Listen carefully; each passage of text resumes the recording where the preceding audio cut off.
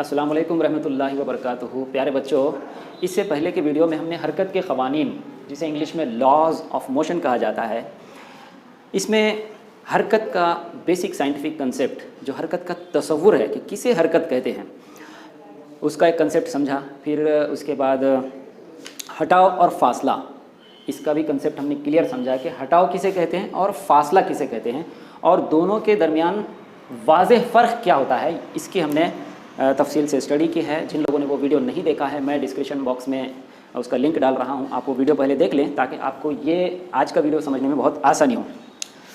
तो बच्चों आगे बढ़ते हैं। ये जो कंसेप्ट है बहुत ईजी हैं, इसको बिल्कुल भी आप जहन पे बर्डन लेके मत समझिए। जैसे कि आप जानते हैं बच्चों के फ़िज़िक्स, केमिस्ट्री, बायोलॉजी, तबैयात, कीमिया, हयातियात, ये तीन साइंस की बड़ी बड़ी शाखें हैं। उसमें से तबैयात, इस शाख से हरकत के क़वानीन ये सबक ताल्लुक़ रखता है। और फ़िज़िक्स में प्रॉब्लम्स ज़्यादा होते हैं, कंसेप्ट ज़्यादा हैं, क्योंकि ये फ़िज़िक्स नाम ही किस बात का है, तबैयात यानी मादे की स्टडी, मादे की। चलिए तो हम आगे बढ़ते हैं। आज सफ़र नंबर 2 पे जो कंसेप्ट दिए हुए हैं, चाल और रफ्तार। चाल और रफ्तार,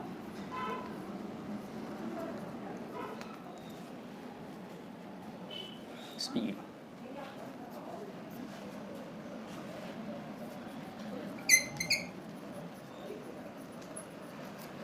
स्पीड एंड वेलोसिटी।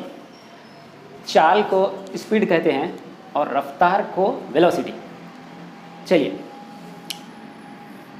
जैसा कि हम अच्छी तरह से समझ चुके हैं कि फासले और हटाव में क्या फ़र्क है, ठीक उसी तरह से चाल और रफ्तार में हम फ़र्क को समझने की कोशिश करेंगे। चाल का ताल्लुक़ होता है फासले से,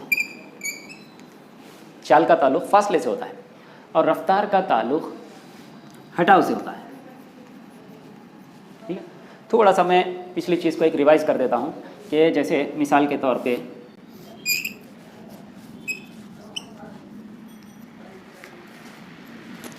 देखिए, अगर एक चीज़ मुकाम ए से मुकाम बी तक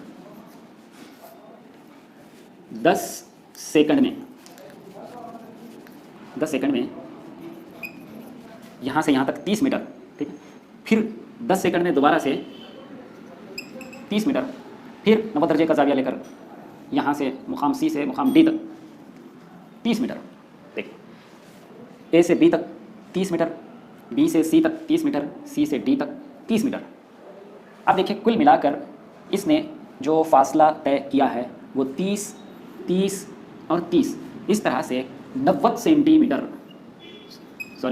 मीटर इसने फासला तय किया है। और कितने वक्त में इसने फासला तय किया है? ये 10 सेकंड, ये 10 सेकंड और ये 10 सेकंड, कुल मिला के इसने 30 सेकंड में ये 90 मीटर का फासला तय किया है। अब हम देखेंगे कि इसकी चाल कितनी बनती है। चाल का जो ज़ाब्ता है, देखिए, फासला बटे वक्त। ठीक है, अब देखिए, इसने कुल फासला तय किया है 90 मीटर और वक्त था 30 सेकंड। इस तरह से हम देखते हैं कि इसकी जो चाल है वो 90 बटे 30 मसावी है 3 मीटर पर सेकंड। ये चाल की इकाई है। चाल की और रफ्तार दोनों की इकाई मीटर पर सेकंड, इसे उर्दू में कहते हैं मीटर फी सेकंड। अब देखिए, इसी शय की हम यहाँ पर रफ्तार को कैलकुलेट करेंगे, और रफ्तार का जो ज़ाब्ता है वो हटाव बटे वक्त, हटाव बटे वक्त। तो आप देखिए, यहाँ पर हटाव कितना हुआ है, सिर्फ 30 मीटर, और वक्त कितना है, वक्त 30 सेकंड। तो इस तरह से हम देखिए कि 30 बटे 30 इस तरह से ये हो रहा है सिर्फ 1 मीटर पर सेकंड, 1 मीटर फी सेकंड। देखिए, एक शय अगर बार बार सिमत बदलती है तो उसकी रफ्तार और चाल में फ़र्क आ जाता है।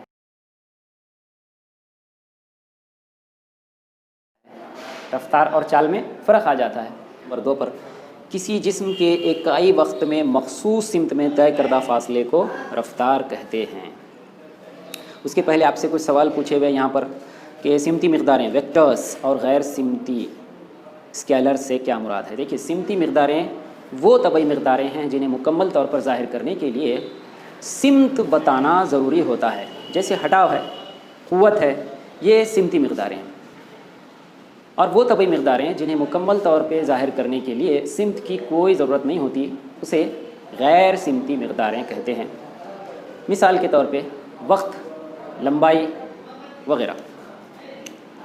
अब ये दूसरा सवाल आपसे पूछा हुआ है कि फ़ासला डिस्टेंस, चाल स्पीड, रफ्तार वेलोसिटी, वक्त टाइम, हटाव डिस्प्लेसमेंट, इनमें सिमती और गैर सिमती मकदारें कौन सी हैं। तो देखिए, इनमें से सिमती मकदारें रफ्तार और हटाव ये दोनों हैं, और गैर सिमती मकदारें फ़ासला, चाल और वक्त ये हैं।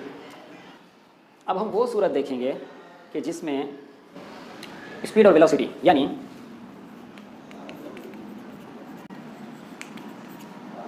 चाल और रफ्तार ये दोनों बराबर होते हैं।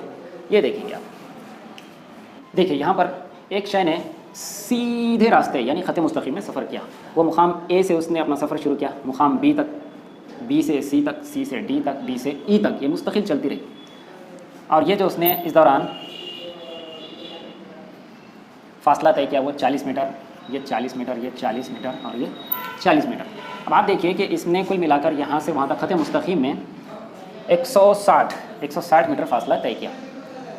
और हर नुक्ते के दरमियान उसने 10-10 सेकंड लिए, 10 सेकंड 10 सेकंड 10 सेकंड 10 सेकंड, ठीक है।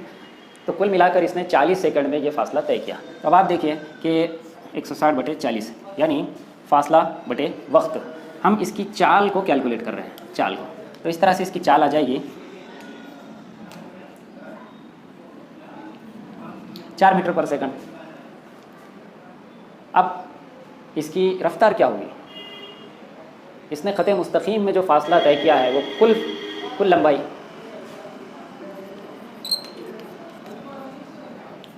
ये 160 मीटर, और इसने जो कुल वक्त लिया है इस ख़त मुस्तक़ीम की लंबाई को सर करने के लिए वो 40 सेकंड। इस तरह से देखिए इसका भी रफ्तार जो आएगी वो 4 मीटर पर सेकंड। देखिए, इस सूरत में चाल और रफ्तार दोनों की कीमत मसावी आ रही है। इससे क्या पता चला? इससे ये पता चला कि अगर कोई शय सीधे रास्ते पे सफ़र करे, कहीं पे भी अपनी सिमत को तब्दील ना करे, इधर उधर ना मुड़े, कोई भी ऐसा टेढ़ा मेढ़ा फासला तय ना करे, बल्कि सीधा ख़त मुस्तक़ीम में सफ़र करे, तब उसकी चाल और रफ्तार, देखिए चाल और रफ्तार दोनों मसावी होते हैं। लेकिन अगर वो बार बार अपनी सिमत को तब्दील करे तो फिर चाल और रफ्तार इन दोनों की कीमतों में बहुत बड़ा फ़र्क आ जाएगा। यहाँ पे आपको सफ़ा नंबर 3 में पर किताब में एक मिसाल दी हुई है। ये मिसाल आपको समझने के हिसाब से थोड़ी कॉम्प्लिकेटेड है, इसलिए मैंने अपने तौर पे ये मिसाल दी है। अगर आप इस मिसाल के ज़रिए से भी चाल और रफ्तार का फ़र्क समझ लेंगे तो आपके लिए बहुत काफ़ी है। अब सफ़ा नंबर 3 पर आपको यहाँ पे चाल और सिमत का रफ्तार पर होने वाला असर, यहाँ पे देखिए पहली मिसाल में आपको दिया हुआ है कि नंबर 1, मुसद्दिक़ ने मोटरसाइकिल से सफ़र के दौरान मोटरसाइकिल की सिमत तब्दील ना करके मोटरसाइकिल की चाल बढ़ाने या कम करने से रफ्तार पर इसका कौन सा असर होगा। देखिए, अगर सिमत तब्दील ना की जाए और उसकी चाल को बढ़ाया जाए या कम किया जाए तो उसी एतबार से रफ्तार भी उसकी कम या ज़्यादा होगी। दूसरा सवाल पूछा हुआ है, मुसद्दिक़ के सफ़र के दौरान रास्ते में एक मोड़ आने पर क्या चाल और रफ्तार यकसां रहेंगे। देखिए, अगर रास्ते में मोड़ आ जाए और वो सिमत तब्दील कर दे तो फिर चाल और रफ्तार दोनों की कीमतों में फ़र्क आ जाएगा। सिमत बदलते ही रफ्तार की कीमत बदलना यकीनी है। फिर तीसरा सवाल पूछा हुआ है, ख़मदार रास्ते पर मोटरसाइकिल चलाते हुए मुसद्दिक़ के चाल और सिमत दोनों तब्दील करने पर रफ्तार पर कौन सा असर होगा। ख़मदार रास्ता यानी गोल रास्ता, इस तरह से, तो उस रास्ते पर भी चलाते वक्त आप देखेंगे कि हर नुक्ते पर उसकी सिमत तब्दील होगी। जैसे 9th में हम पढ़ चुके हैं कि कोई शय अगर दायरवी हरकत करती है तो हर नुक्ते पर उसकी सिमत तब्दील होती है। बार बार वो अपनी सिमत को तब्दील करता रहता है, और सिमत तब्दील होने पर रफ्तार भी तब्दील होती है। चलिए, अब आपके सफ़ा नंबर 4 पर जो टॉपिक दिया हुआ है उसे कवर करते हैं। ख़त मुस्तक़ीम में यकसां और गैर यकसां हरकत। अब देखिए, यहाँ पे अमर अकबर एंथोनी, फ़िल्म का नाम नहीं है भाई, इन 3 लोगों के ज़रिए से जो फ़ासला तय किया हुआ है वो यहाँ पर जदवल की शक्ल में दिया हुआ है। इन लोगों ने 5 बजे अपना सफ़र शुरू किया और 8 बजे तक ये सफ़र करते रहे। हर आधे घंटे में उनकी जो रफ़्तार है, हर आधे घंटे में उन्होंने जो फ़ासला तय किया वो यहाँ पर जदवल में दिया हुआ है। आप इस जदवल को गौर से देखिए कि अमर ने जो फ़ासला तय किया है 0, 20, 40, 60, 80, 100, 120, इससे ये पता चल रहा है कि इसने हर आधे घंटे में 20 किलोमीटर फ़ासला तय किया है। लेकिन अकबर के ज़रिए से जो फ़ासला तय हुआ है वो देखिए आप 0, 18, 36, 42, 70, 95 और 120। ये देखिए आप हर आधे घंटे में इसने गैर यकसां फ़ासला तय किया है, इसलिए इसकी जो हरकत रहेगी वो गैर यकसां हरकत कहलाएगी। एंथोनी के ज़रिए से जो फ़ासला तय किया हुआ है वो देखिए आप 0, 14, 28, 42, 56, 70, 84, इसमें एक सीक्वेंस आपको नज़र आ रही है। हर आधे घंटे में एंथोनी ने 14 किलोमीटर का फ़ासला तय किया है, इसलिए ये कहा जाएगा कि अमर और एंथोनी इन दोनों की हरकत यकसां हरकत है और अकबर के ज़रिए जो हरकत की गई वो गैर यकसां हरकत है। चलिए, ये जो जदवल है आपको दिया हुआ कि यकसां और गैर यकसां हरकत किसे कहते हैं, ये साइंस के बहुत बेसिक कंसेप्ट, इंपॉर्टेंट कंसेप्ट को समझने के लिए आपको दिया हुआ है। वो कंसेप्ट है इसरा, जिसे इंग्लिश में एक्सेलरेशन कहते हैं। आप गाड़ी चलाते वक्त आप देखते हैं कि मुट्ठी के अंदर जो होता है उसको लोग यूं घुमाते हैं, तो बच्चे बोलते हैं कि एक्सेलेटर घुमा रहे हैं। वो एक्सेलेटर नहीं, वो एक्सेलरेटर है वो। तो एक्सेलरेशन क्या होता है ये समझने की कोशिश करेंगे। देखिए, अगर कोई हरकत करती हुई शय, जिसे उर्दू में मुतहर्रिक शय कहते हैं, वो अपनी रफ़्तार को तब्दील कर दे, या उसकी रफ़्तार कम हो जाए या उसकी रफ़्तार बढ़ जाए, दोनों भी सूरतों में उसकी रफ़्तार में तब्दीली वाक़ हुई है। रफ़्तार की इसी तब्दीली को अगर वक्त से तक़सीम कर दिया जाए तो इसे इसरा कहते हैं। इसरा का जो ज़ाब्ता है वो रफ़्तार की तब्दीली बटे वक्त। रफ़्तार की तब्दीली हमको किस तरह से मालूम होगी? उस शय की, अगर फ़र्ज़ कीजिए कि v उस शय की आखिरी रफ़्तार है और u उसकी इब्तिदाई रफ़्तार है और t ये वक्त है, तब v मनफी u बटे t ये जो है इसरा का ज़ाब्ता होगा। A फॉर इसरा, A is equal to v minus u upon t। यहाँ पे एक छोटी सी मिसाल ले लेंगे हम। फ़र्ज़ कीजिए कि एक शय 5 मीटर पर सेकंड इस रफ़्तार से जा रही थी, उसको इसरा दिया गया तो उसकी रफ़्तार 20 मीटर पर सेकंड हो गई और इस रफ़्तार को बढ़ने के लिए उसे 3 सेकंड लगे, तब उसका इसरा क्या होगा? देखिए यहाँ पर 5 मीटर पर सेकंड ये उसकी इब्तिदाई रफ़्तार थी, शुरू की रफ़्तार थी, इसलिए हम यहाँ पर यू लिखेंगे। इसकी आखिरी जो रफ़्तार थी वो 20 मीटर पर सेकंड, यहाँ पर v लिखेंगे, ठीक है। जो टाइम था वो 3 सेकंड था। इस तरह से यहाँ पे हमको जो जो दिया हुआ है यहाँ पर हमने लिख दिया हुआ है। कोई भी इबारती सवाल हल करते वक्त आपको सबसे पहले दिया हुआ है ये लिख देना ज़रूरी होता है। सवाल पढ़ने के बाद आपको सवाल में जो जो चीज़ें दी हुई हैं वो सब आपको लिख देना ज़रूरी है। उसके बाद आप इसका ज़ाब्ता लिखते हैं, ये a is equal to v minus u upon t। देखिए यहाँ पर जो जो दिया हुआ है आप लिख दें v, यानी आखिरी रफ़्तार, उसकी कीमत दी हुई है 20, ठीक है, 20। उसके बाद मनफी इब्तिदाई रफ़्तार दी हुई है आपको 5 बटे वक्त कितना दिया हुआ है 3 सेकंड। इस तरह से आप देखिए कि 15/3 और इस तरह से यहाँ पे जवाब आ रहा है 5 मीटर पर सेकंड स्क्वायर।